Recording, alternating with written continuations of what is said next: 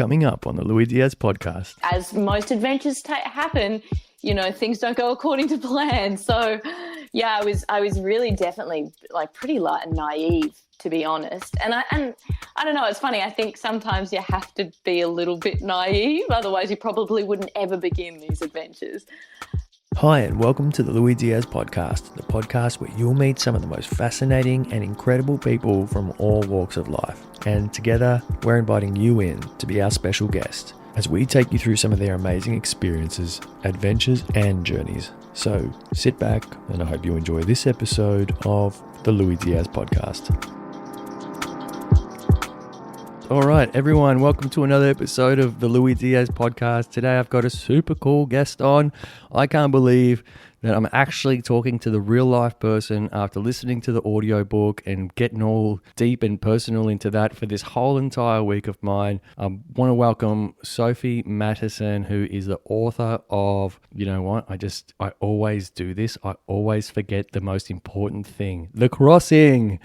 Yeah. A memoir of love, adventure, and finding your own path. Yeah, exactly. Based on the real life story of you actually crossing the continent of Australia from west to east with your 5 camels. And let me see if I can remember this. Jude, Delilah, Mac, Charlie, and Clayton. Woohoo! Perfect. Yay, nailed it. Thank God I got something right. Welcome to the Lui Diaz Podcast. Really great to have you here, Sophie. Amazing to connect with you. Thank you. No, it's great. It's great that we could finally make this work. Like you said, we did a little bit of toing and back and forth messaging, and it's great to be here. Thank you. My pleasure. And I'm mindful that, that you're probably really at this stage of your, I guess, post-crossing life, probably really well versed in media, and, you've probably done a few podcasts by now and media appearances. So one of the things that I was really mindful of trying not to do was be the same as everyone else. Oh, no. It's amazing how many, everyone does seem to be different, and everyone has different interview styles. So it's really, and I think the podcast is so nice because you get to, rather than film and TV where I've had experience where they're kind of like, and why did you walk across the country with camels? And you kind of like only just start replying, and then they're like, okay, and we got to wrap it up and see you later. And it can be a bit frustrating because you only sort of touch on the surface, whereas a podcast is a little bit nicer, a little bit more long form. Yeah, that reminds me, someone you'll know of, actually, Lucy Barnard. I had her on my podcast. I love Lucy.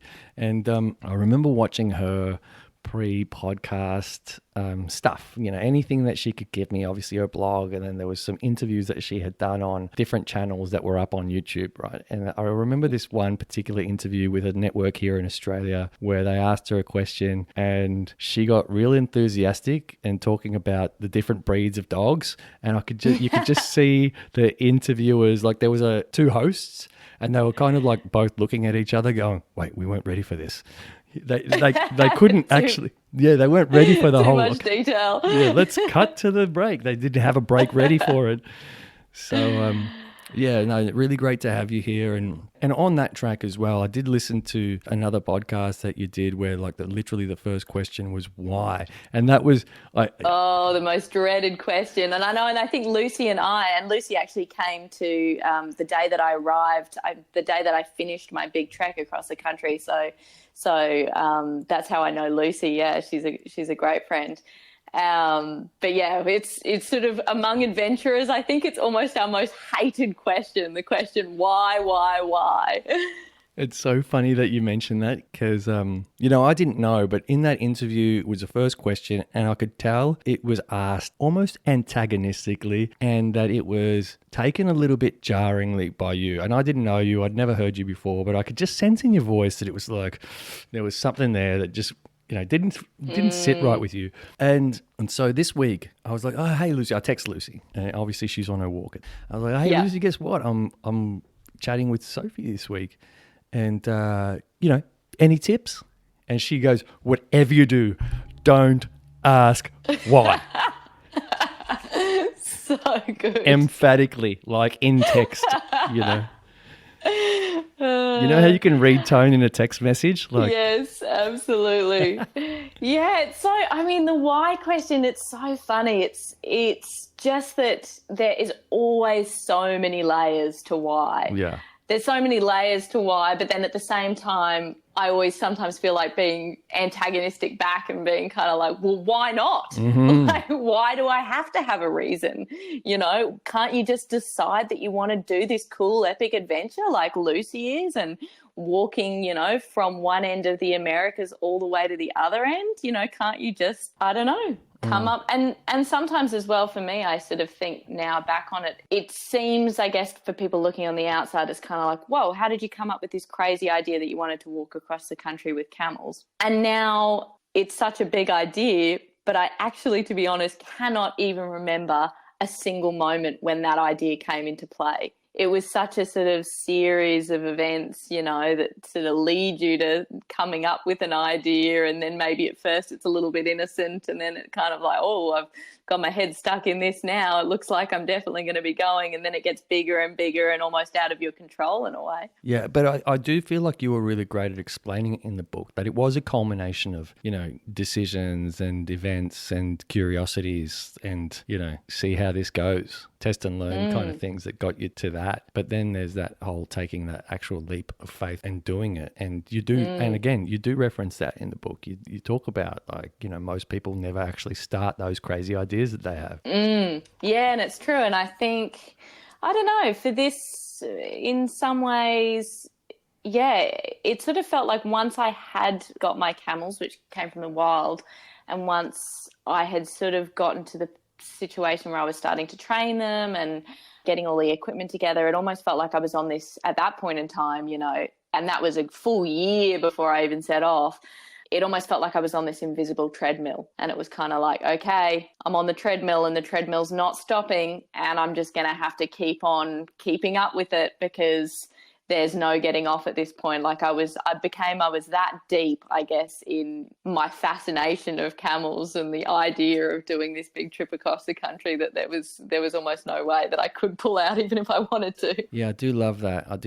But I'm mindful that I might be leaving some people behind, because there's going to be some listeners of mine that have never heard of you, and then there's going to be people that you know that have heard literally everything that you've done and have read the book, listened to the audiobook, got your autograph, and all of that. But just for the people that know less about you, can you give us a quick, just like elevator pitch on the whole thing, just so that we can bring them up to speed? Because I feel like we're leaving them behind.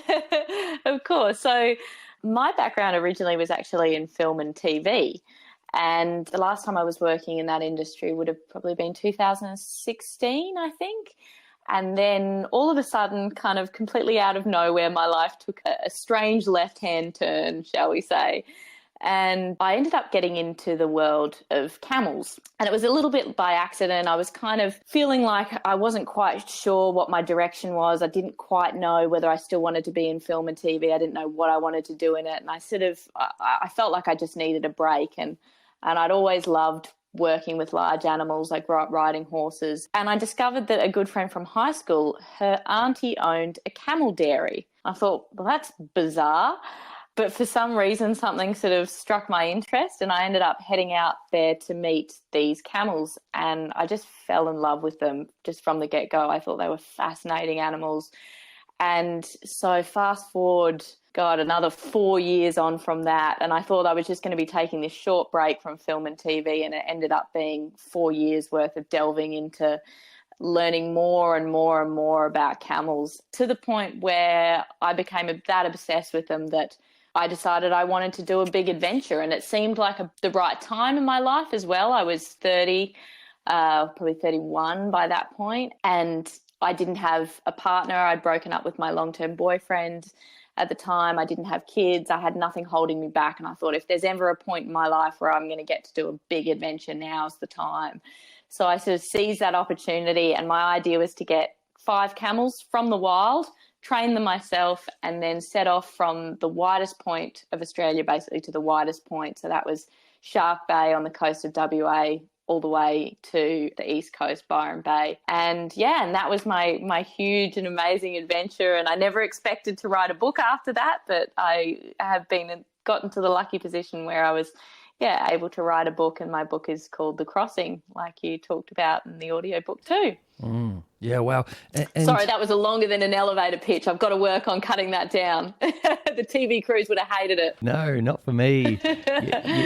You know that I loved every word of it. You know, I think you're really good at giving context to people, and you know, I feel like for a bunch of my audience who are, you know, sitting on the fence of, you know, taking up the mainstream responsibilities of life or choosing that adventure, people will sort of always want to know what was the context, you know, and how did it happen? And for some people, you know, when you read the book or when you listen to the audiobook and you see the amazing photos that are taken throughout or at the end of the adventure, you forget that it's really simple catalysts that get someone to that first step, and that there's like 100 other steps that they take before it's, you know, you've got that final result, that romantic picture of them out in the desert with that camel that's on the cover of that book. So 100%. You know, I think so many people think you just sort of like wake up and just have this epiphany of this idea. But yeah, like you said, it's this whole series of events that lead you there. And I sort of almost think about it like life throwing you out this trail of breadcrumbs, and you just decide to follow it. And, you know, I remember at the time it made like absolutely no sense. I was kind of like, what am I doing driving at the time? You know, when I first started with camels, I was driving an hour and a half every day to go and rake camel shit, you know, and I'm thinking, where is this leading me? Why am I deviating from my career? But it you know, I think sometimes you have that gut feeling and it felt right. Yeah. And, you know, one of the things that I just wanted to get to as well was that the plan originally was to do it over a year, right? And that's the part that we kind of might glaze over, is that, I think that you should add that to your elevator pitch, that you want to, that you're not so elevator pitch, that you were actually planning on doing it over a year, and then that. Yeah. And then as most adventures happen, you know, things don't go according to plan. So yeah, I was really definitely like pretty light and naive, to be honest. And I don't know, it's funny. I think sometimes you have to be a little bit naive, otherwise you probably wouldn't ever begin these adventures. And I thought, 9 months, I can do this in 9 months. I think I'd read a few other guys who had done trips with camels, and I don't know, I guess I based it off their adventures, and I thought, I could probably get across the country in 9 months. Anyway, I was an absolute idiot. I had no clue how hard it was going to be, and it was probably about 2 months in that I started to realize that I was being incredibly optimistic. And that was because nothing went right, basically. The whole first month out of the trek, it was really tough conditions actually right from the start. So Western Australia was at the tail end of a really long drought, and it was dry and it was horrible country. And the main reason why that affected me was because I don't carry any feed on the camels on the trek, because they're such big animals. They've got to kind of eat along the way. It's impossible to carry feed for them. So I was relying on whatever the country had in store for the camels to be able to graze. And there was just very little feed out there, and they were drastically dropping weight. And they were getting tired and thirsty right from the get-go. And I was getting tired and grumpy right from the get-go because it was hot still, the flies were horrendous, the camels were wandering huge distances after we'd already walked all day to try and find feed. So I, rather than stop pulling up at camp and, you know, kicking back and putting my feet up, I was then walking several extra K, tailing my camels so that I didn't lose them, basically, at the end of the day. And that was all on top of having to load about 500 kilos worth of gear on and off their backs morning and night. So it was really exhausting right from the get-go, and we just weren't making the Ks that we needed. And the thing is about Australia is obviously it's so hot in the interior of Australia, so arid, that during those summer months, it's almost impossible to cross Australia. So I knew that I was going to be pushing it to get across in the wintertime. And I realised about 2 months in that was never going to happen, and that I was going to have to then split the trip into 2 years. And so I'd have to walk that winter, try and make it to sort of halfway across Australia, and then I'd have to wait out that summertime, and then I'd have to set off again the next year. So it was kind of like I had this thought that this adventure that I had plotted, was going to be this neat little package in a year. I'd have it done. I'd be in Byron by Christmas time. And then it was pretty devastating to suddenly realize that, oh my God, it's going to stretch out into this 2-year thing. Yeah. Devastating, I guess, in a way, but also it felt to me, and it feels to me even more so listening to you now, that it was like a blessing in disguise almost.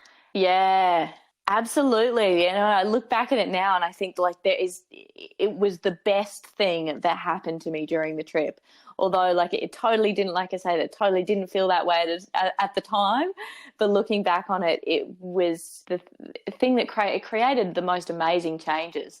For one, it was kind of like once I had made that decision, all of a sudden I calmed down and I stopped sort of being on this hamster wheel of kind of like, every day we got to get up, I've got to load the camels, we got to do this many Ks, and I was so strict on the Ks and everything. We've got to do this many Ks and I've got to unload, and then I've got to, tail the camels while they graze and get to sleep, and I've got to have enough sleep before so I can get up the next day and do it all over again. And all my attention was on just kind of moving forward in these kilometres to reach Byron Bay. And then all of a sudden when I realised that I sort of didn't have this time limit on me, I sort of thought, it doesn't matter. If I only do 10 Ks today because we find a really great patch of camel feed, then stuff it. We'll just do 10 Ks.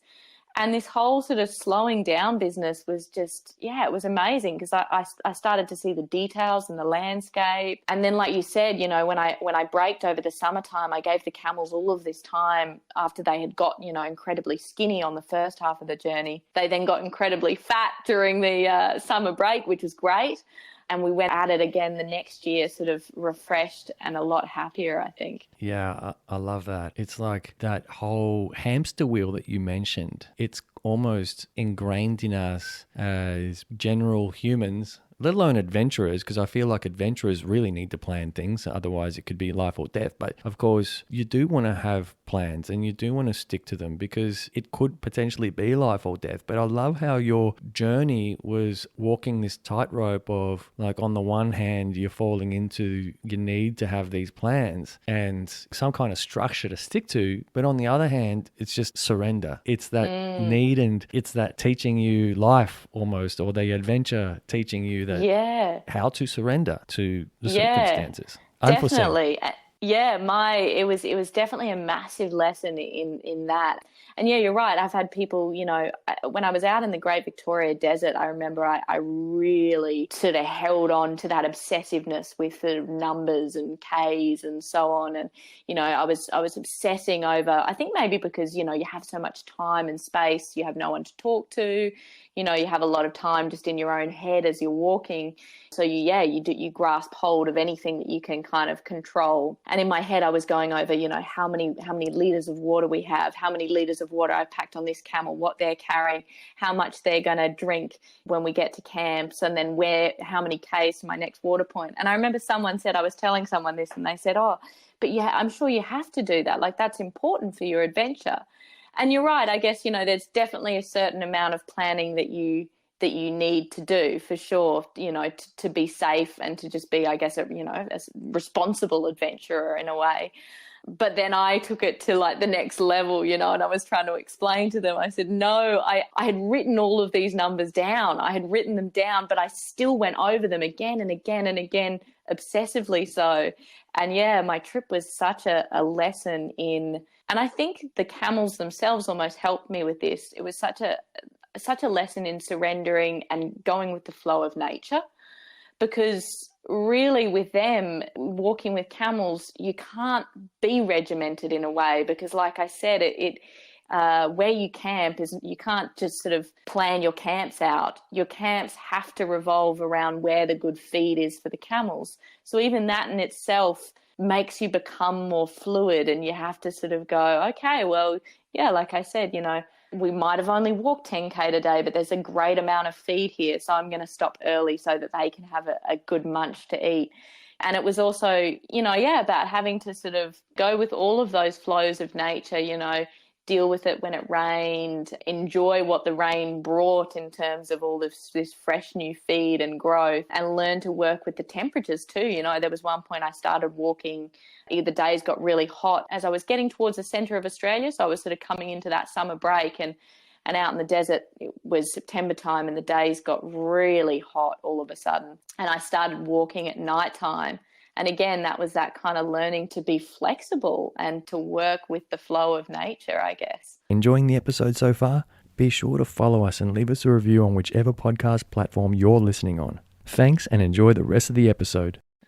Yeah, it was one of my favorite parts of the book as well. And there's so many elements to this journey, like it says on the cover: love, adventure, and finding your own path. And I think for me personally, it was kind of unexpected for me to find an element of nostalgia in it for myself, because two things. I love the film Lawrence of Arabia, coined as a miracle of a film. And obviously, if anyone that knows that film, it's a lot about adversity and crossing big deserts as well in Africa. And then there's the fact that I've actually been to Central Australia myself, and remember the first time I got off the bus somewhere between Port Augusta and Kings Canyon, which is a long stretch. I don't know exactly where the bus stopped, but remember the bus stopping and me getting off and just walking to the side of the road while everyone was getting soft drinks from the esky and getting food, me just sort of walking off the side and looking at the vegetation and seeing how green it was, which is something you mentioned at one point in the book as well, where you got to somewhere where it was just really green, and just thinking, wow, like this is not what I expected to find here. And so that, when I went back to the book and going back to your book and listening to you talk about, you know, all of the things that you learned and the things that you discovered, the terrain and the vegetation and I just found myself in this constant state of nostalgia while I was listening. And yeah, it's so true, isn't it? That we don't, I think, as you know, a lot of Australians just have this concept about what the outback is like. I don't know. Yeah, we have this vision of it being sort of desolate and empty, but there's so many complexities to it. And yeah, and I think that's the beauty when you do a trip like mine, or you just go travel to the outback for the first time, as you start to sort of see, actually, it's not what I thought it was going to be. There's so much life there, and in so many different forms. You know, there is times where it does look dry and desolate and empty, and then there's other times where it, you know, all of a sudden will flourish, and there's greenery and succulents and flowers and, you know, all sorts of bird life. So yeah, it's amazingly diverse. Yeah, it is. And even to the point where you got to Cooper Pedy and you described it, you know, you were so good at describing it. And it made me wonder because, you know, obviously you said that you got to write a book at the end of it all, which is great. But I felt like, geez, the detail's so good that I felt like you were writing while you were on the adventure. Am I on the right track here? No, I mean, no, because I actually never thought that I would write a book at all. It was never in my consciousness when I did the trip. You know, I guess the trip was such a personal thing. It was something I really wanted to do 100% for myself. And like I said, with all, you know, the people that contacted me through social media and stuff, I think it in some ways came as a shock, because I would have been content if no one ever knew about it and I just did it. But then obviously, you know, you know, I did make the choice to put images on Instagram. So you are kind of, you know, in some ways writing your own destiny there. But yeah, so the book crept up totally as a surprise. But when I came to writing, it almost came so naturally, because those visions were so clear in my head, and maybe as well, but because I'd come from that background of film and TV and photography, really what the trip did in a way was actually reignite my love of photography, and those images that are in the book, you know, they're all my photos, and I used to set the camera up on a tripod and just rolling through, clicking away, taking pictures, and then I'd go about my day, because it was the only way that I could get nice photos of me on the trip being out there on my own. And yeah, so I loved the photography aspect of it, and I guess probably those images kept those memories and that description sort of right there, ready to happen when I came to writing the book. But thank you, yeah. No. Well done. And thank you for explaining that, because, yeah, I was just listening going, this can't have been written after the fact. It's too detailed. There's too much, even emotionally, it was like there in that moment, like Dear Diary moments I'm picturing, like, stopping the that's camel. good to hear. That's good to hear, because I do think when you write, you almost have to go in. It can be almost this really private thing where, and I actually wrote a lot of the book really early in the morning. I have this thing where I find that I write best almost like when it's still, like I would get up at 3:30 sometimes, and I would write from 4:30 till like 7 o'clock in the morning in the dark. Just because you sort of in this, I don't know, dark space when it feels like the rest of the world is all just sleeping around you, you can kind of really connect back to that memory and re-feel those feelings again. Yeah, well, I was kind of hoping that once now that you've got back to civilization, quote unquote, that you would be somewhat relatable. But I think even just there, like getting up at 3:30 in the morning to write, yeah. I know you're really lucky that you're getting me on a podcast at 7:30 at night, because this is my, normally I'm useless past like, God, even 5 p.m. I'm useless. No, I'm good. Yeah, no, I'm grateful that you're here, and I feel like also we've sold a little bit of the journey short. Although we did drop the breadcrumb, and it's on your cover that it's a memoir of love, and we haven't touched on that at all. Like, how have we got 30 minutes in without even talking about any of that? Because the other part of the nostalgia piece, just for our audience, is that a lot of what you were going through is stuff that I felt myself. I've been on the other side of that. And it was weird listening to it from like a feminine perspective, and, you know, a complete stranger almost. But it was just because it was so, I don't know, just so real. But yes, we have somehow danced around the whole love piece. And you know what I want to do, actually? I don't want to just put you on the spot with that and just throw over to you after just saying that. What I'd love to do is actually read the quote that you open up your book with. Do you mind if I do that? Yeah, no, absolutely. Go for it. It was a quote by Soren Kierkegaard, and you open up your book with it. You say that much better than I would have known how to say that. Go on. No. You tell me that you read out the quote. I was going to say you pronounce his name much better than I would have actually even known what I actually name have a friend with that surname, believe it or not. Oh, there you go. Mm-hmm. Okay. So, above all, do not lose your desire to walk. Every day, I walk myself into a state of well-being and walk away from every illness. I have walked myself into my best thoughts, and I know of no thought so burdensome that one cannot walk away from it. Thus, if one just keeps on walking, everything will be all right. God, that's a good quote. It's a beautiful quote, isn't it? Yeah. I actually read another book. I think it was actually there's a great travel book, if anyone has read it, called The Voyage of Jack de Crow. And I had read that book, and I had written, sometimes I write, you know, things that I love, quotes that I love in my diary. And I'd written that in my diary long, long before the camel trek. And like you said, in that writing process, I did, you know, a bit of that Dear Diary. I did actually go back through old diaries to try and get an idea of how I was feeling at the time. And I stumbled upon that quote, and I thought, oh my God, that is so applicable for my trip and my adventure. Because, yeah, I felt so much like it had been, to go into the love aspect. The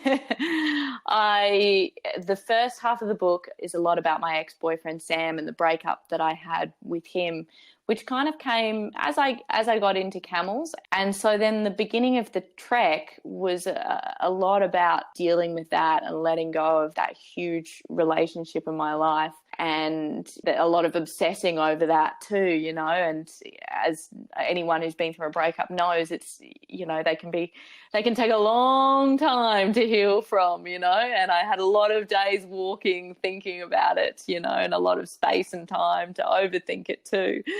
And yeah, so that's the sort of first half of the book. And then the second half of the book, another character comes into play, and that's my now current boyfriend, Jimmy, which was an absolutely unexpected love interest. So that was another huge highlight, like we were saying, of the fact that I split the trip into 2 years, because if I'd never split the trip into 2 years, I never would have met Jimmy. So it was over the summertime, and I had adjusted my camels in the Flinders Ranges, and I had been out in the desert for about 3 months straight, barely seeing anyone.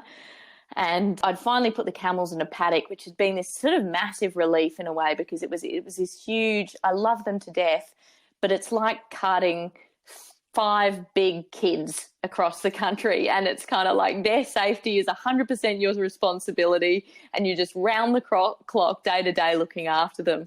And so eventually I got them into this paddock that they were going to be spending the summer, and I sort of waved goodbye to them. And it was this huge relief of not having to look after them for a little bit of time. And to celebrate, I took myself out for a coffee, and I was in this tiny little outback town of 50 people. It's actually where I live now. Tiny little town of 50 people. I remember thinking, oh, what a weird place. Who would live in a town like this? And anyway, I walked into this little bakery, and this guy served me. And I remember getting all really nervous because I hadn't met anyone in almost, 6 months, let alone someone that was sort of roughly my own age and a bit good looking. And we hit it off, and we became friends, and then quickly became more than friends. And I thought at the time, oh well, this is a fun summer fling with this guy, but obviously I'll walk away into the sunset with my camels. But Jimmy wasn't going to let that happen, and he ended up driving about 16,000 K back and forth to see me every time I stopped. This podcast, by the way, if you're listening, this podcast is full of spoiler alerts. Like if you're hoping yeah, totally.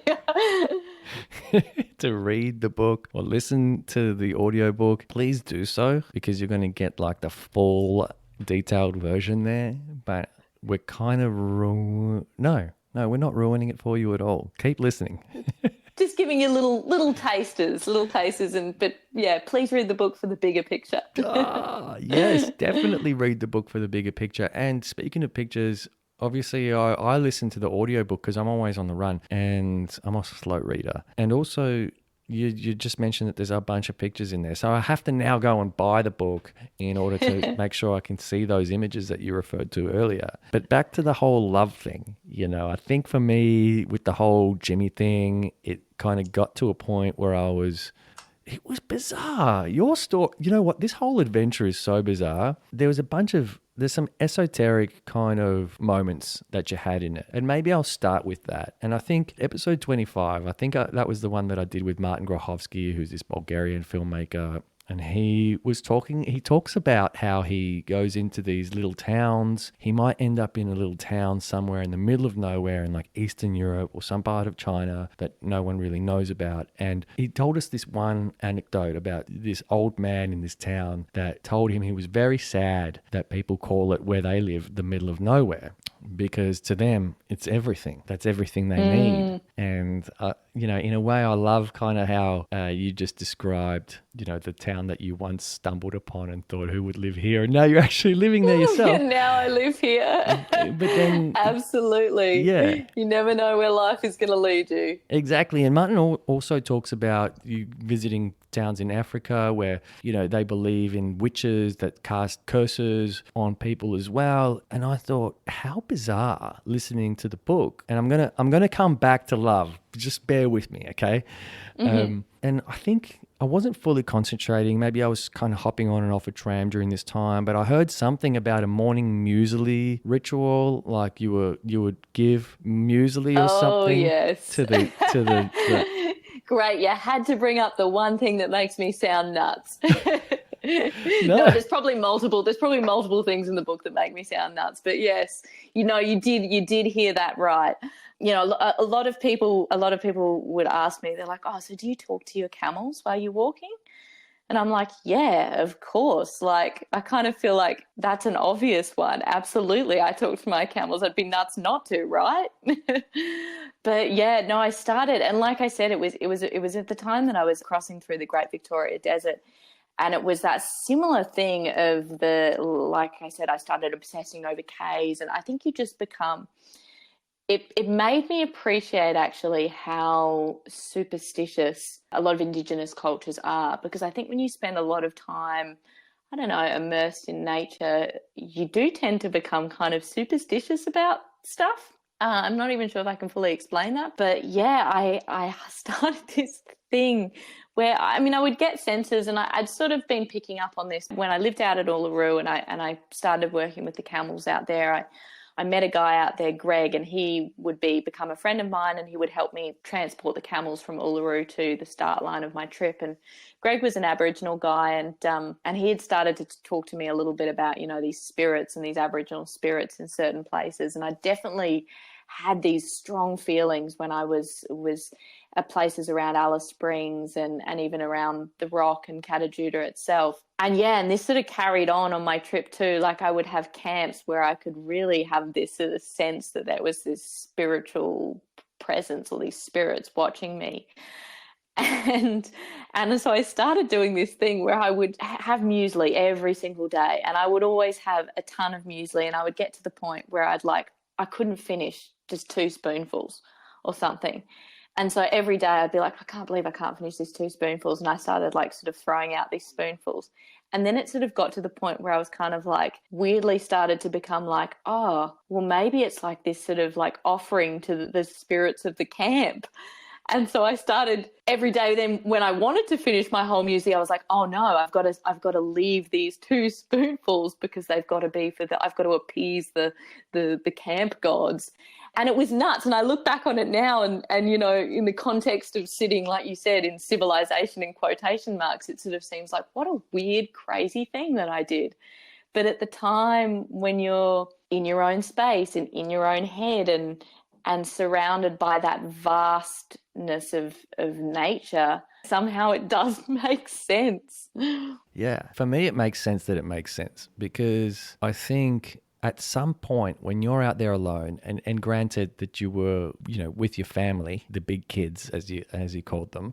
Yes. And I love that term that you coined, home is where the herd is, as well. But you kind of, you know, from a human perspective, you were alone. And I love that, you know, when we have finally succumbed to the aloneness of our situation. And I mean, you wrote really well about the beauty of the outback and the moon and the stars and the land as well. It was like over time, it sort of wore you down, and you've got this appreciation for how special it is and how small maybe you are in the context of it. And that believing in something greater and invisible that could be, you know, playing a part in your adventure makes a lot of sense after a while. Like, you know, like something's out there looking out for you.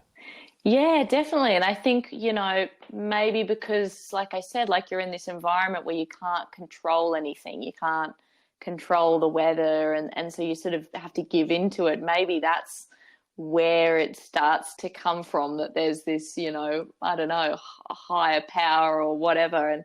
But, you know, yeah, it was a strange thing. But I really appreciate that time I spent alone.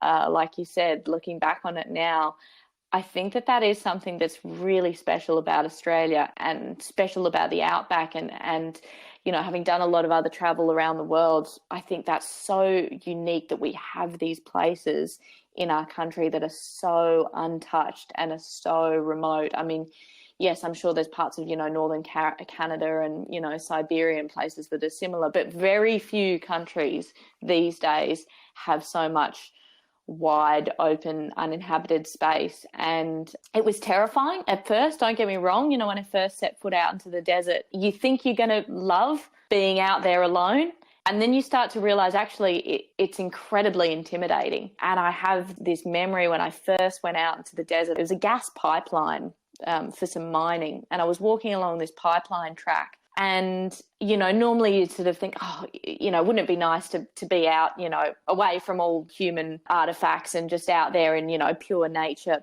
But because I knew where I was going and because I knew just how remote I was going to be and how far away, it actually, for some strange reason, this pipeline became this incredible security blanket. And I felt like it was this one string that was attaching me to society, I guess, or humans in general. Even though it was this ugly mining pipeline, it just felt like it was something human, I guess, something that I knew. And then when I had to leave that pipeline, I felt incredibly like I was just out there in this huge, vast space. And when you're in that space, on your own for a long period of time, you can start to feel like you're the only one alive, like you're the only one alive on this planet.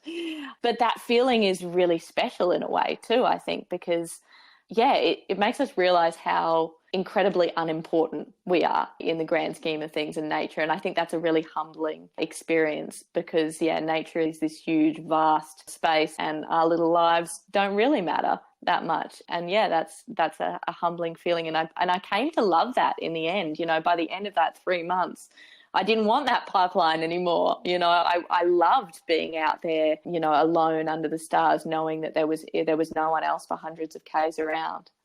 Yeah, I got the nostalgia bits again because I saw a very similar pipeline while I was on that bus. I think somewhere between Coober Pedy and Port Augusta, there was just looking out to the left, which was towards the Great Australian Bight of the bus. There's just this pipeline that was just constantly there. And I was like, when is this thing going to go away? How the hell did they build this? I reckon I know that exact pipeline, actually. That's a water pipeline that goes all the way to Ceduna from like the Murray River.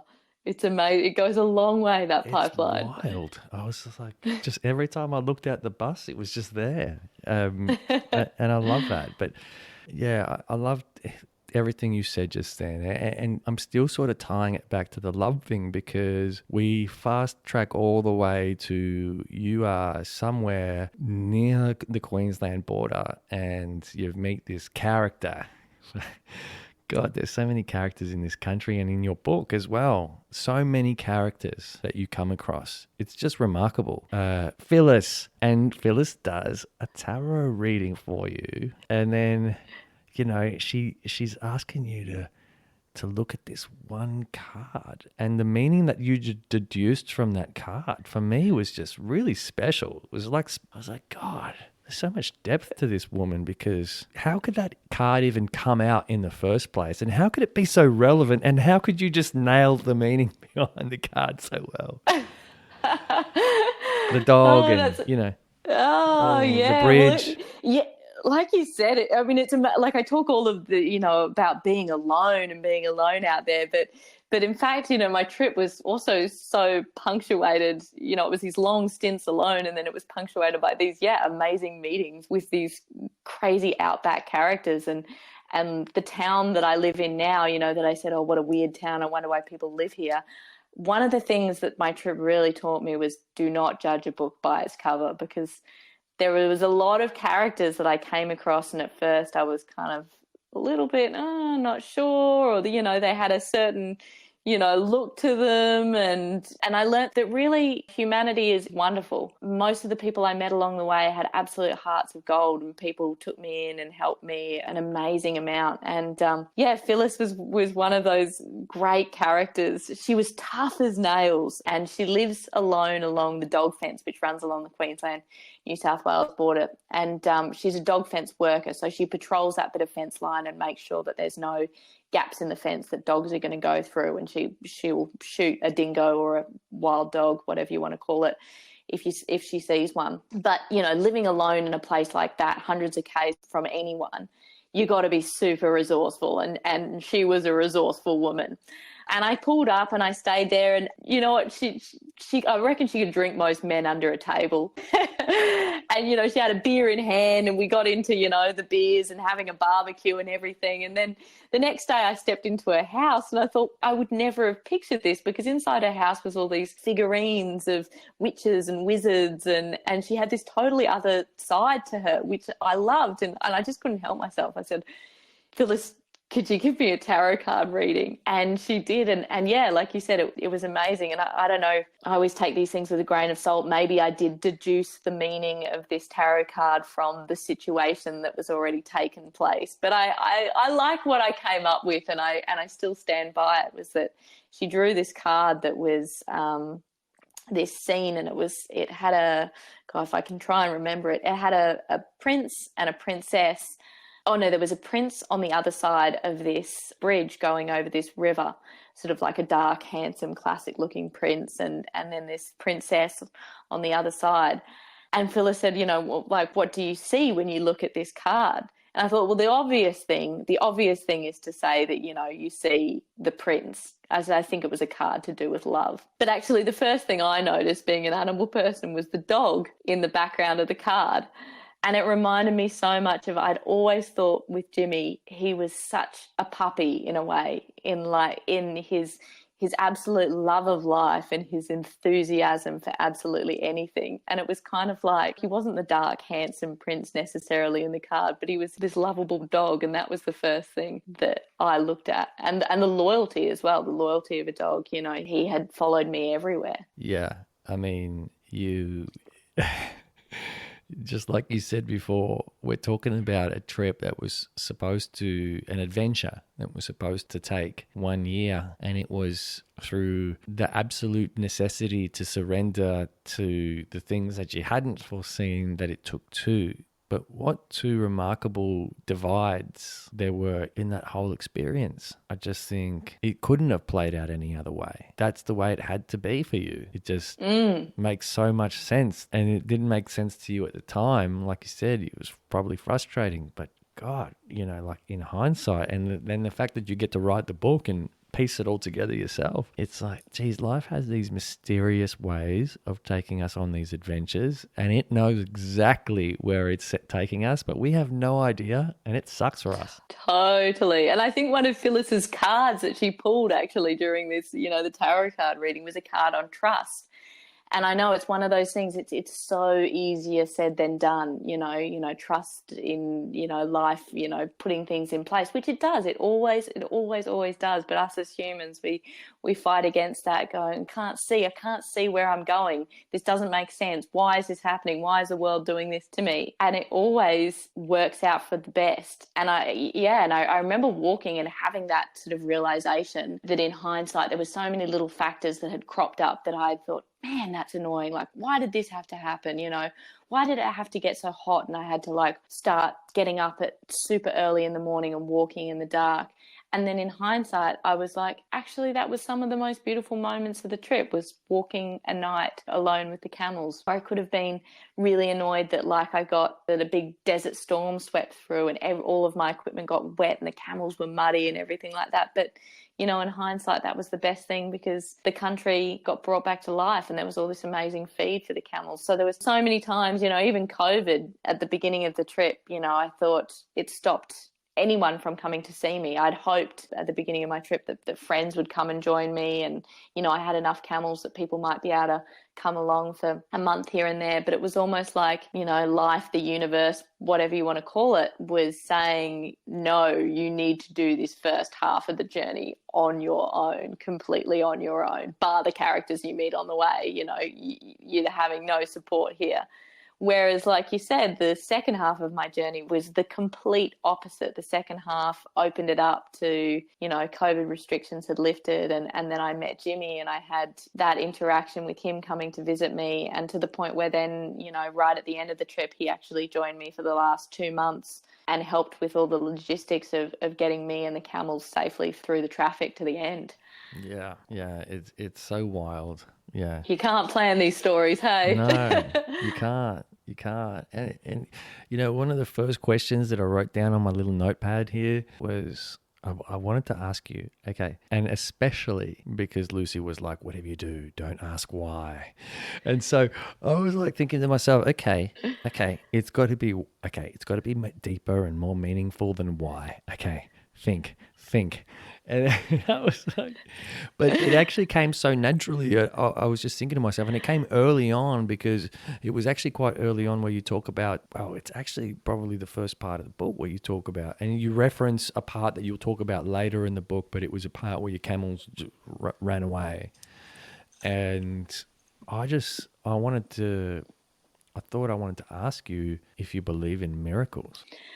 Oh, that's an interesting question. I don't know. I guess it depends on, what you mean by miracles. I think. Let me also say that when I was taking notes later down the track, I labeled Murdoch Miracle Murdoch. Yes, yeah. Wasn't he a miracle worker in a way? Yeah, absolutely. You know, I think it's like we said. I guess it's sometimes I do, and I don't know, maybe personally I don't think about it so much as like a higher power or anything, but yeah, like I said, life, the universe, whatever you resonate with, I think it puts those things into play that are going to be the right things for you. And whether you call it a miracle, you know, that my camels stopped when they bolted and took all my gear with them, or was it just an amazing life lesson that was thrown my way? But I think like we were just talking about, I think, yeah, life just has this incredible way of giving us the things, the tools or the lessons that we needed at the time. And again, you know, at this point in time when the camels took off on me, I was really naive, you know, as I think I was for, you know, probably the whole first part of my trip. I had packed all of the gear onto their backs, and then when they spooked at something, they took off with everything I needed to survive strapped to their backs, and I was left with basically nothing. So that was a massive wake-up call. And I think, you know what, looking back on it now, which, yeah, of course, everything is, you know, everything makes sense in hindsight, but I think that was the wake-up call that I needed going forward from there. I wasn't really taking how dangerous the trip could be seriously. And then in a way, Murdoch was the next wake-up call for that too, because I met him right before I'm heading out into the desert. And yeah, you know, to reveal another part of the book, he is another spoiler alert. He is this guy who was living on this station right on the edge of the desert, and he was actually an ex-sniper.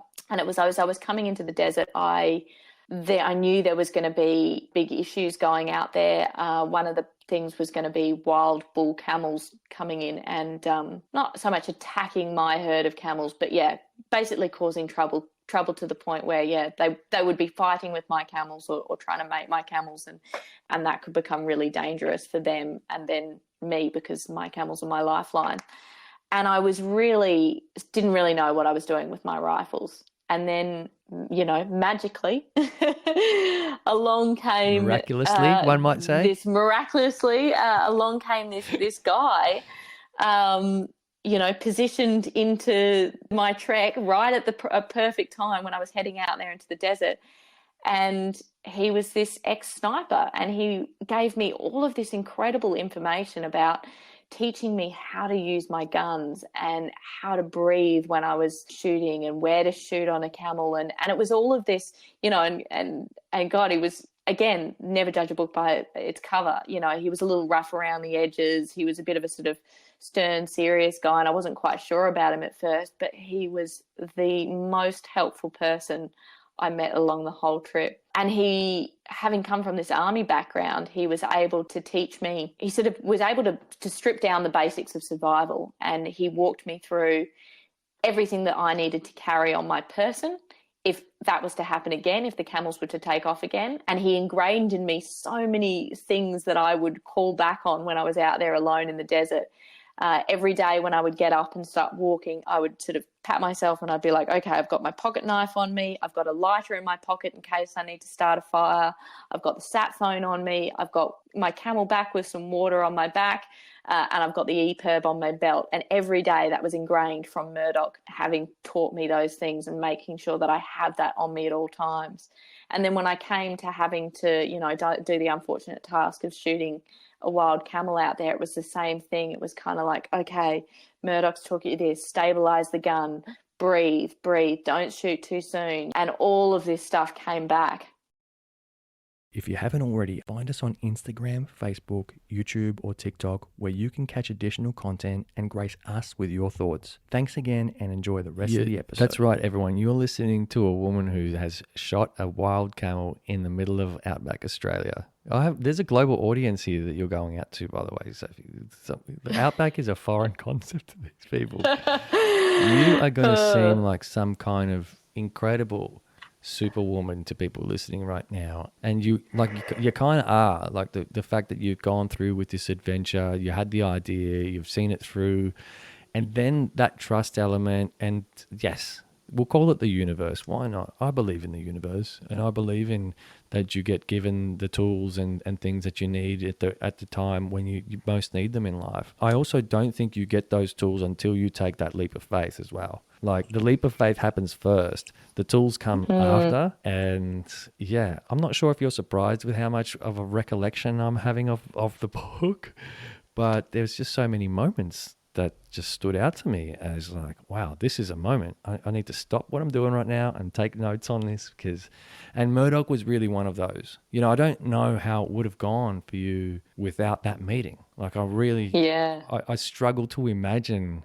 Like, obviously you've made it that far, so I want to believe that you'll make it the rest of the way. But also, I find it really difficult to imagine without that training. Yeah, 100%. And like I said, you know, it was constant through the whole of that 3-month walk across the desert that was really testing. It was just constantly remembering all of these words of wisdom, you know, that he'd given me, just in such a practical, you know, survival sense. But yeah, it was such a crucial meeting. Yes. And then also, while I was chatting to Lucy, she said, "Oh, you might not know this, but Sophie went back and did the whole thing again, like on postie bikes or something like that."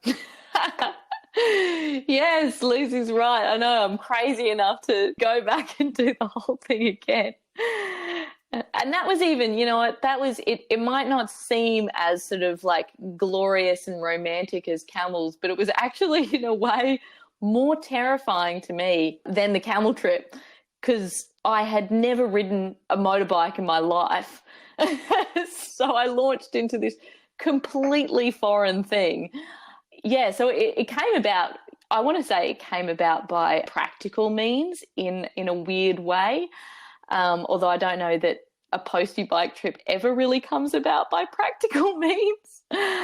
But Jimmy and I were discussing, so I had left, like I was saying, I had driven this truck from Uluru with my camels to the coast of Sharp Bay to begin this journey. And then I'd left the truck that I trucked the camels with over on one of the stations. And, you know, like we talked about originally, I thought that the trip would just take me a year, and I thought I'd go back and I'd collect the truck in a year's time. But then the trip took 2 years, and then there was COVID, and, you know, WA didn't open its borders for ages. So this livestock truck that I had was still sitting on this station on the coast of Western Australia. So it became this mission that Jimmy and I concocted, that we had to go and pick up this truck and get the truck back. So Jimmy and I thought, well, most normal people, I guess, would fly to Western Australia to pick up a truck. I guess that seems normal. But we were like, why not make a bit more of an adventure of it? And we thought, well, I guess we could drive over, but then we've got a truck and a car. So then we thought, well, what about motorcycles? We could ride over on a motorcycle, and then we could put the motorcycle on the back of the truck. Only problem was neither of us had motorcycles and knew how to ride motorcycles, pretty much. And so we came up with a simpler motorcycle, and that was a postie bike, which is, basically, you know, just a small low-powered. And when I say a postie bike, for anyone who doesn't know, they like the little red motorbikes that people used to deliver the mail on before they went to these electric things with 3 wheels now that you see the postman in. With shades on them. The old-fashioned ones. Yeah, the postie bike. Yeah. The new ones have that shade cloth, yeah. It's a thing here in Australia, but for the foreign listeners, just imagine a little very, very low-powered motorbike. Yeah, exactly. So, which then makes going across the Nullarbor, which is one of Australia's longest and most remote roads, a very sort of slow affair, and also a very vulnerable affair too, because you're being passed on the road by all these triple and even quad road trains, these huge trucks, which are disturbing all the wind. And I had no idea about this until I learnt to ride the bike, which let me just tell you, I learnt to ride the bike on the trip itself. It was the first time I'd ever been, we did a couple of little practice, you know, test rides just literally around our town of 50 people out on the dirt tracks. And then it was like the first day we did any highway driving was when we set off. So I was seriously seriously green. And you think the muesli thing was me pointing out the craziest part? Yeah. Maybe that's crazier. It was really embarrassing. I remember the day that we left, and it's really cute actually, because I live in this town of 50 people. Everyone hears about everyone's stuff that's going on, and so we'd been telling people that we were going on this postie bike trip, and so the whole community is getting excited about this trip, and they'd helped us with getting a milk crate here and like helping some mechanical stuff there with Jimmy, and so the day that we went to set off, a few of the community members had come round to our house to sort of wave us off and wish us goodbye. And the postie bikes have these kickstarts, like the old traditional motorbike kickstart, and I couldn't start my bike on my own. I just couldn't get it to start. And so I had to get Jimmy to start my bike for me. When there's like half the town there waving us off, I couldn't even start my own bike to set off on this adventure. It had to be started for me. And then I sort of wobbled out the driveway with 2 milk crates of possessions stacked up behind, and we were off. Yeah, wow. I mean, I can't imagine that's the most embarrassing thing you've gone through. I'm sure it was very embarrassing, but I mean, you have had camel cud, like literally spat all over my face. Yeah. That is true. Yes. Yeah.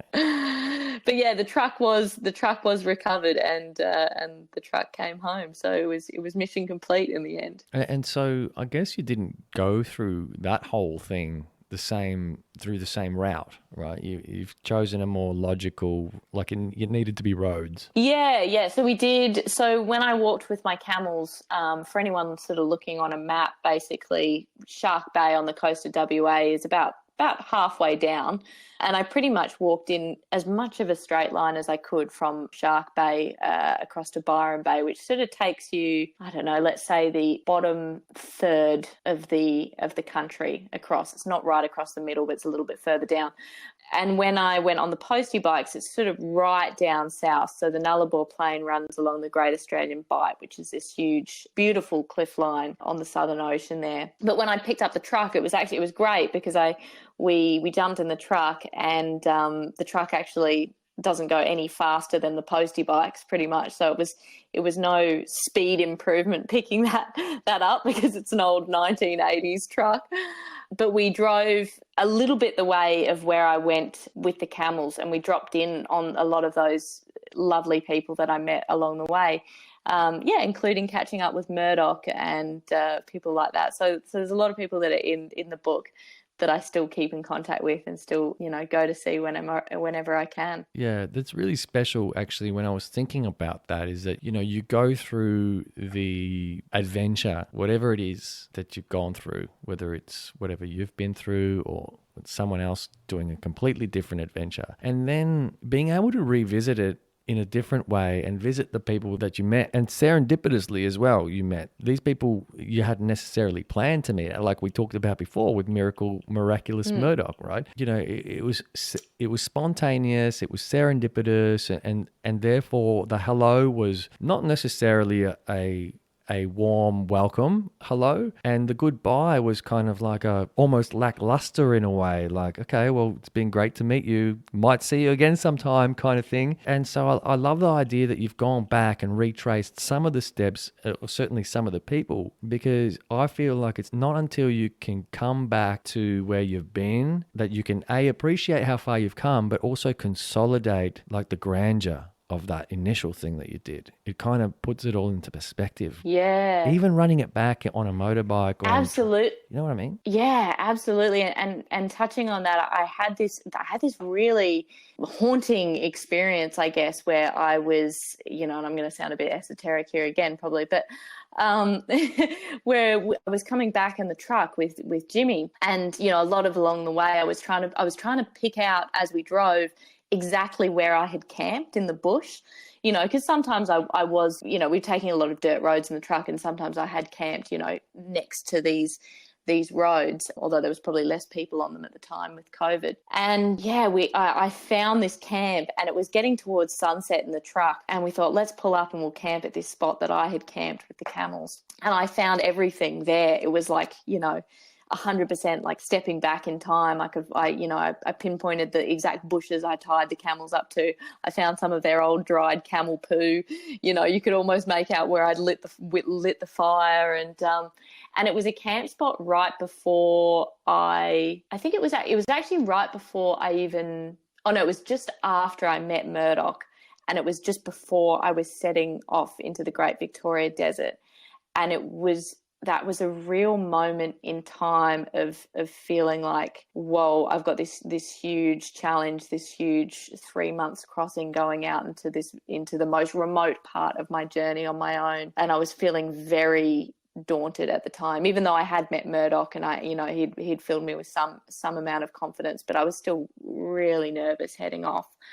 And then to revisit that in the truck and stand in that exact spot, knowing that I had done it and I'd accomplished it, and I was standing there with Jimmy and feeling like, yeah, I've done that. It was a real sort of, I don't know how else to describe it. It was a real haunting moment of like, whoa, I wish that my now self could tell myself back then, it's going to be okay and you're going to make it, and you can do this.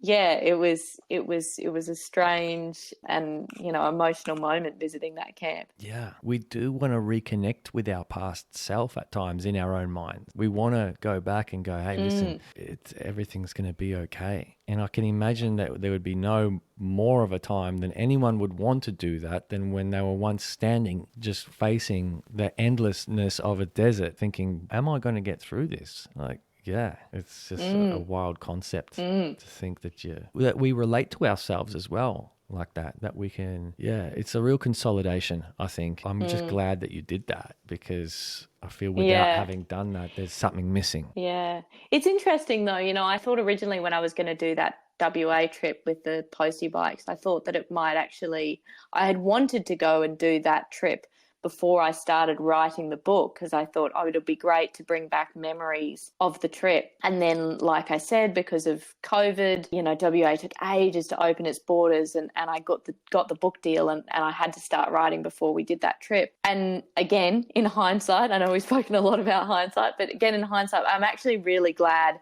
that I did write it before I revisited that whole part of the journey, because when you go back, I think, it's never the same as when you were first there. Other people might get this feeling, when you travel somewhere and you have these amazing memories of traveling to that place the first time, then you go back again, you're like, oh, it's just not the same. And it wasn't that it was any worse or any better, but it was just, I was a different person on that mission with the camels, and the circumstances and the people that I came up against were all wrapped up in that journey. And so because of that, I had that particular experience of each place.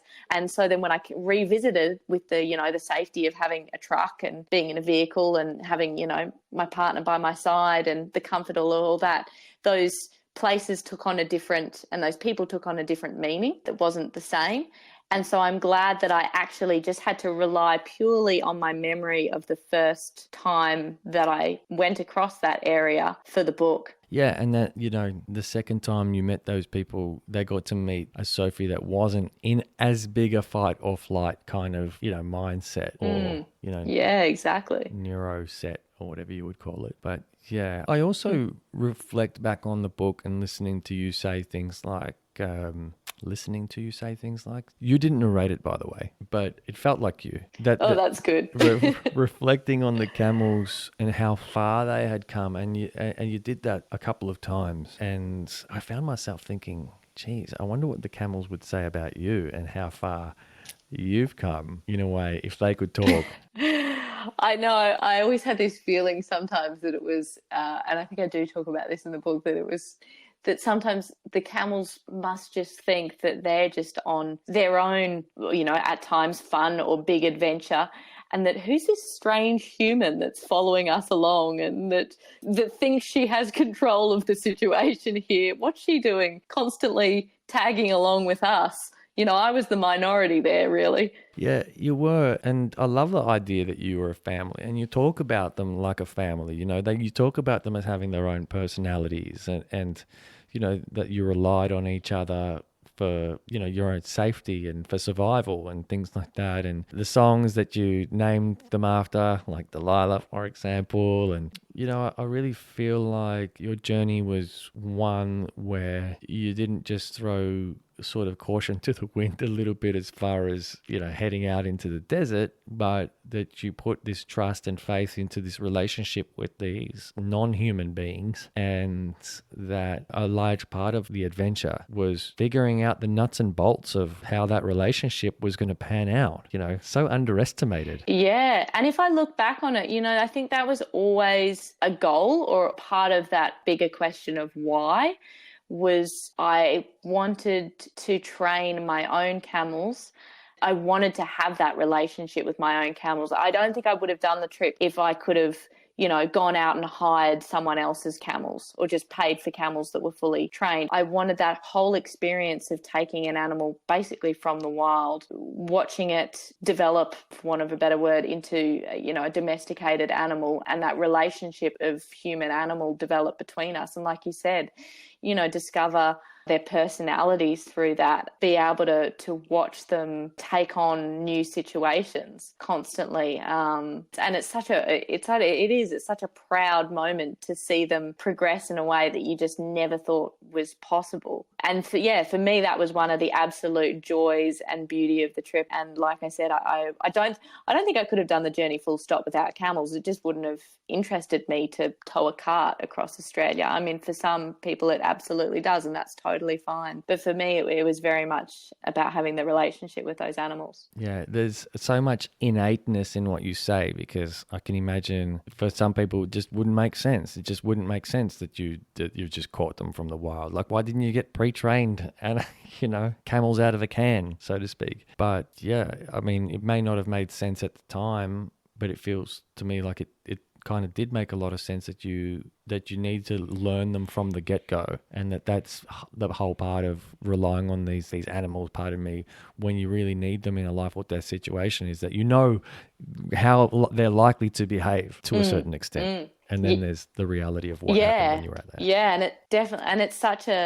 it brings in that element, I think, that on your own you don't have on an adventure, but it brings in that sense of being a team and being a leader in a way. It's sort of funny, my trip, I guess. In some ways it's a journey of doing it alone, but in another sense it's a journey of doing it as a team, really, and having to be a leader. And I think that was another one of the lessons I probably got from the trip, is having to be a good leader to the camels and having to make those decisions in terms of, where we stop for camp and, how we take on any particular scenario.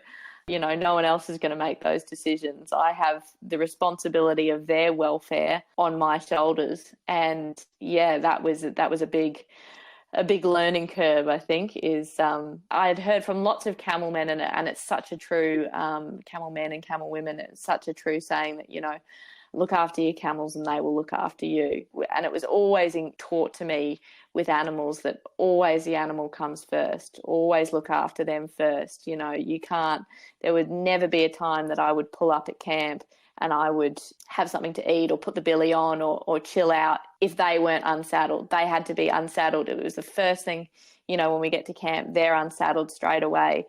They're let off to graze straight away, because it's all about looking after them. Yeah, such wholesome values that have carried you through this whole adventure, and a lot of really great learnings and meetings that you had with Indigenous cultures as well, that are really in their essence about the path of least resistance between man and nature, and how to work with and not against. So many beautiful parts of your adventure that I just reflect on and have been throughout this entire week. And it's kind of like surreal sitting here talking to you as well. It's just sitting here going, gosh, what? It's too soon. I just finished the book. I wasn't ready for this. But yeah, like you said, you're in a town now of 50 people. What's it called? I'm in a little town called Copley. Never heard of it. South Australia. I know. No, it's in the northern Flinders Ranges. So to give you context in terms of landscape, because I like to talk about the landscape so much, is the Flinders Ranges basically run from where you're talking about down in Port Augusta and they carry on north, this big long line of ranges. And where I live now is like at the end of that line of the range. So it's really beautiful, actually, when I go out to see the camels now in their now forever paddock or forever home. I drive over the hills, these bare rocky hills, and you can see out from the hills where it just goes all of a sudden just dead flat. And that dead flat gibber landscape, that heads all the way out to Lake Eyre up in the north of us. So yeah, that's to give you an idea of the landscape out here. And I think one of the things that really, was constantly that you played to and you referred to throughout the book was, like this choice and this sacrifice of the normal life and the thing that you have old friends from high school that you still see on Instagram having families and kids and stuff, but it felt to me at the end of the book that there was a piece that you'd made with that. And I'm not sure if I was hearing it correctly because I was also hearing the end of the book on double time, just FYI. And I never listened to audiobooks on double time. I didn't even know you could do that. Yeah, it's full on. Audible is crazy. You can that would speed up a 3K an hour trek. I was desperate to finish it before I was setting up my equipment, and yeah, and then I thought to myself, can you come back from something like this and feel satisfied? Yeah, that's what I wanted. Be satisfied with where you are now. Yeah. Oh, that's a really good question, I think, because I think that there's not that much spoken about the ending of adventures. Everyone wants to talk about the adventure itself. Obviously, that's the highlight. That's the big thing that, you're there to talk about with everyone. But the only thing that you ever get asked is then a lot of, people, and I'm sort of referring to the media, I guess, will then ask you what's next, which is also another sort of terrifying question. But yeah, it's a strange, like the ending of an adventure is a strange thing because there's actually a lot of sadness, I think, that comes in finishing a big trip. It's consumed your life for such a long period of time. And I'm not just talking about in the adventure phase itself, but in all of that planning phase too. So it's a real ending when it comes to an end. And it can be slightly heartbreaking. And it's like, when I'm going to bring in another, travel example, but when you've gone on this amazing trip overseas or something like that, and then you come back to just, life, and there can be definitely a come down from it. And then also sort of trying to find out, who am I outside of this trip? Who am I outside of being the girl who walked across Australia with camels? And yeah, I think it's something, I guess there's this notion of a big trip like this changing you, and you do learn lessons from it. I don't think that I'm necessarily a different person at the end of it than I was from beginning it. But I think you're constantly learning those lessons and constantly trying to sort of, work out where your place is in life and, where the next bunch of breadcrumbs might be and which way life's going to lead you. So going back to your question, what was your question was, do you think that you're ever satisfied afterwards? You know what? I don't know. Is that what was it?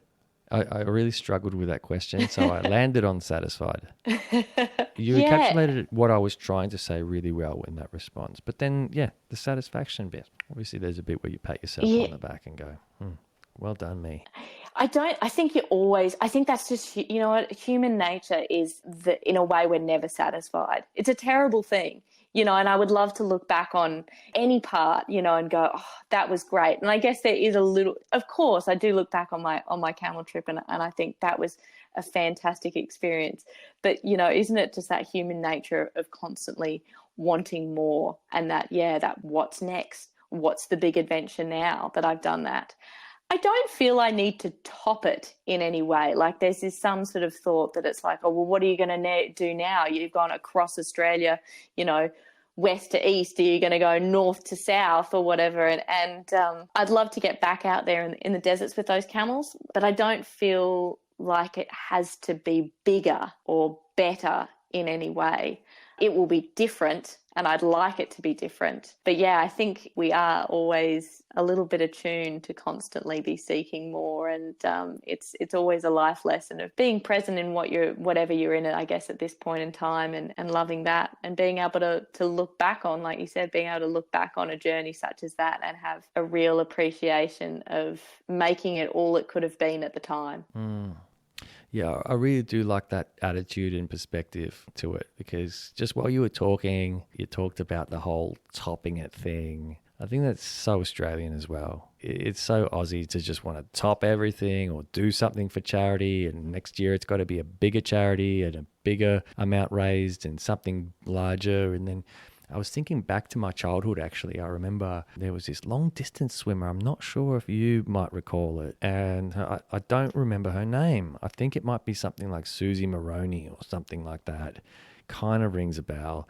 She used to just do these epic long distance swims, like from Cuba to, Florida or something like that, or Mexico. And I feel like, in a way, after listening to you just talk about, the idea of having to top yourself, that I feel like she was a victim of that whole, what's next kind of thing. And then maybe not just going, I'm kind of done, and that was pretty good to have achieved that first thing. Why do I need to top it? Because I think towards the end, it was like 3 or 4 swims or something, and then she just kind of burnt out, and it was like mid-swim, one of those swims, and it was just like covered in jellyfish bites and stuff like that. And it's just like, why are you going through this? Didn't you do some epic swim across the English Channel not long ago? Like, wasn't that enough? Yeah. When will it be enough? Yeah. I know, yeah, that question of what's next. I think that, I don't know whether other adventure, I'm sure like Lucy will get asked that, at the end of her trip. It's such a media, like after the why, then it's the what's next. It's such a media prone question. And yeah, like you said, there's also, there's such a period of time, like there's a huge lead up to any adventure. Like I was saying, in terms of the planning, I almost go back to like my film days, and I call it like pre-production. And then you have production, and then you have post-production. And I think about the phase that I'm almost in now as a bit of post-production in a way, because there is a big wind down from a trip too.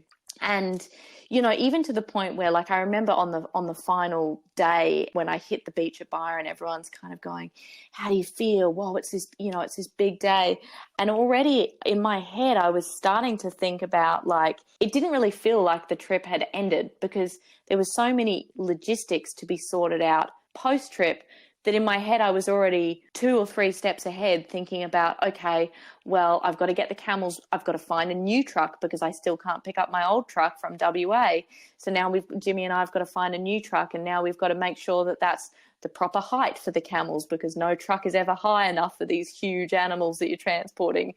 And then we've got to somehow work out, how we're going to get them on the truck, and then we've got to get them to their new paddock back in the Flinders. So there was so many logistics to even finishing the trip that it was like the day that I hit the beach in Byron, I was already 10 steps ahead of that. That wasn't the end, there was already so much more to end.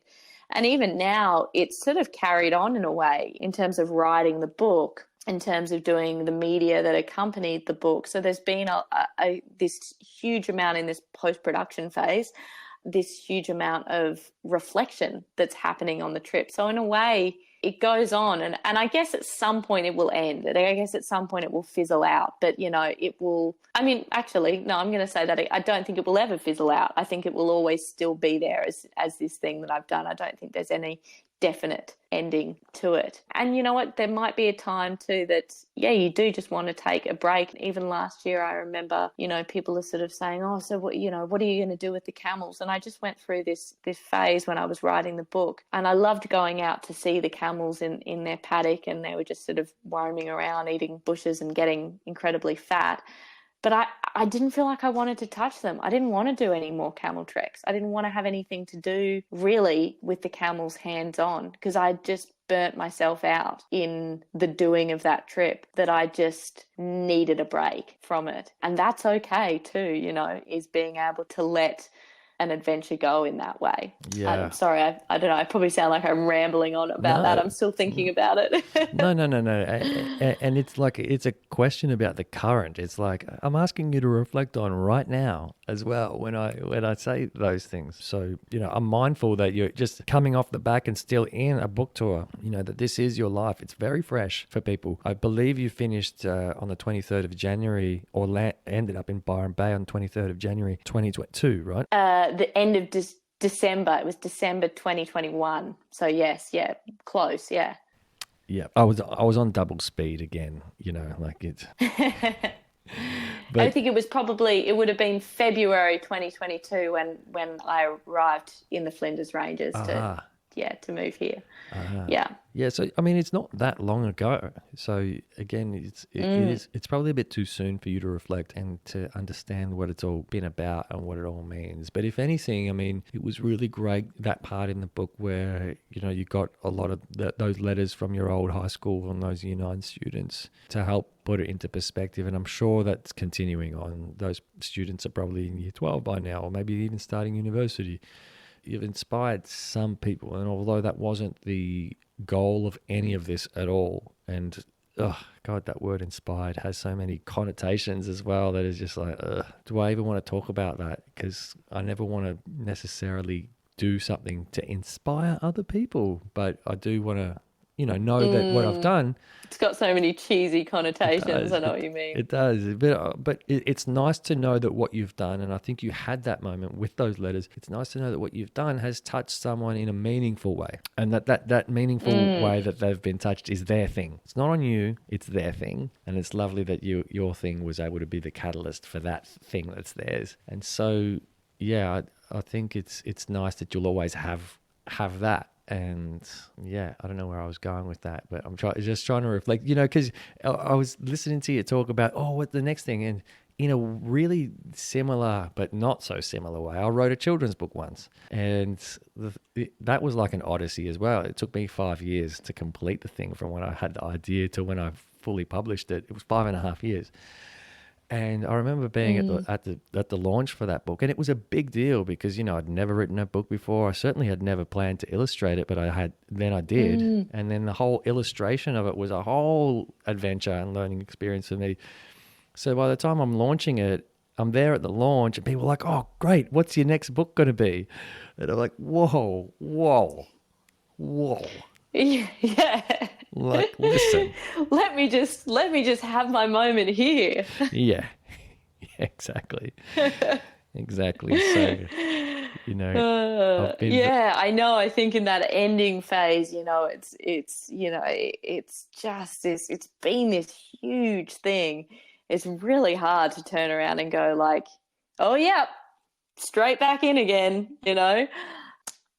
I mean, always, I'm such a sort of person that constantly my mind's ticking on the next adventure and what I could one day do. So it's definitely that there has not been any more thought of adventures. There's a long list back in my brain of all these different amazing trips that I would like to do. The camels on the Silk Road and a couple of horse trips too. And yeah, there's lots. But I know from having done this one that there's a huge amount of planning that goes in, and that, like I said right at the beginning, once you start actively planning and you get past that phase of just dreaming, and you put the motions into play, and you're jumping on that treadmill, and that treadmill will keep on going until you reach the start line of that adventure. So I'm careful to not jump on that treadmill just yet. Yeah, probably extra careful than you would have been the first time around. And I love how, way back when we started this recording, and I know I've taken a lot of your evening, but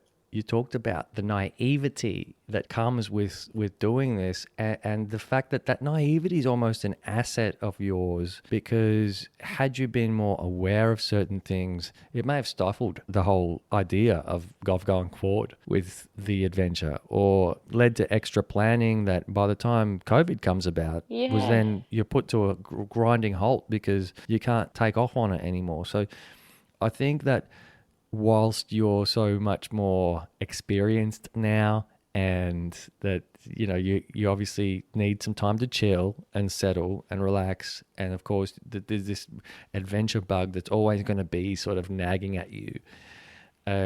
How do you not lose the naivety that sort of keeps something fresh, and throws you into that deep end that makes the adventure the adventure? Yeah. Well, that's why, like, each thing I think has to be different, because that naivety, as soon as you pick something that you go, you know, like I said, like the postie bikes, it's like, I've never ridden a motorbike before, really.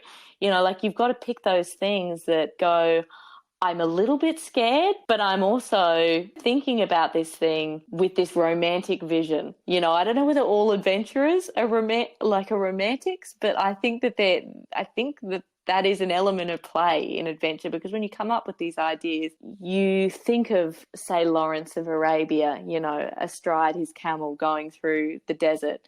We think about all of the beautiful moments, and we don't think about those day-to-day struggles and that day-to-day boredom even that creeps in. And you have to keep that vision in mind. Because like I said, you know, that romantic vision is so, so important, because that will keep you striding towards the start line. You can deal with all of that hardship when you're in it. You'll get to that point, trust me. But yeah, that romantic vision, that love for wanting to go on that adventure, that will keep you on that treadmill heading for the start line. Yeah, I'm just imagining the Lawrence of Arabia, like 70-piece orchestra playing that tune, that iconic tune, you know, as the film begins, and then suddenly getting cud spat in your face and it just going zzz. Yeah, that's right. The reality. Oh, wow. You know, it's been honestly one of the highlights of my early podcasting career to speak to a real life camel adventurer who's just coming out of the back end of that adventure and the book tour as well. You've been so generous with your time, with you know, how you've been able to articulate everything to me, despite probably having done it 1,000 times over the last few months or years even. Oh, thank you, Louis. No, I feel like you've asked some questions that I have definitely gone down tangents that I've never been down before. So I really appreciate, you know, some of your deep questions, because it's got me thinking, and I've talked about it, definitely a fair few things that I don't think anyone else would have heard me talk about. Well, that's really nice. That's really great feedback. And, you know, hopefully for your audience as well, it's a fresh listening experience for them too, because I'm mindful that the people that follow you are like, yep, here comes another podcast. But yeah, I'm really glad to hear that they're going to have something new to listen to as well. And, you know, I do tend to end my episodes in the same way, because I'm kind of just used to it by now. But God, I feel like there's so much advice just in your story. But I mean, what would you say to someone that is thinking about choosing that path between the family and the mortgage or that adventure? Would you say anything? Oh, gosh, I think there's no real rule book for life, is there? You know, I think it's very easy to look at it and, you know, and like I have done in the past and like I have with my book, you know, and I'm missing out on what the standard is of getting married and having kids and so on. But there's so many different life paths that we can take, and they're all good in their own way. And I always think as well, you know, it doesn't get out there and do whatever adventure you can. It doesn't have to be a massive camel crossing of the country, or it can be, you know, a crossing of the world on a push bike, or it can be something as small as just stepping out and going for a bushwalk, you know, with your kids. Just get out there and do anything that puts you in nature, pushes your boundaries too, pushes your comfort zones. But like I said, you know, hold on to that romantic vision beforehand and deal with the toughness when it gets to you, and that stuff will make you grow. I love it. Yeah, such good advice. You've been awesome. What a legend. What a pleasure. And thank you to everyone who's stayed on us for this long. This is an absolute highlight of my time podcasting. And yeah, I just want to say the biggest thank you from myself and my audience. Oh. And yeah. Thanks, Louis. Thank you for all your work on the show and, you know, getting people's stories told. I really appreciate it. Thanks, Sophie. We'd love to know what you thought of that episode of the Lui Diaz Podcast. You can find us on Instagram, Facebook, YouTube, and even TikTok to let us know. And be sure to follow, subscribe, and leave us a review on Spotify, where you can catch some of our other really great episodes. Thanks for listening, and catch you next time.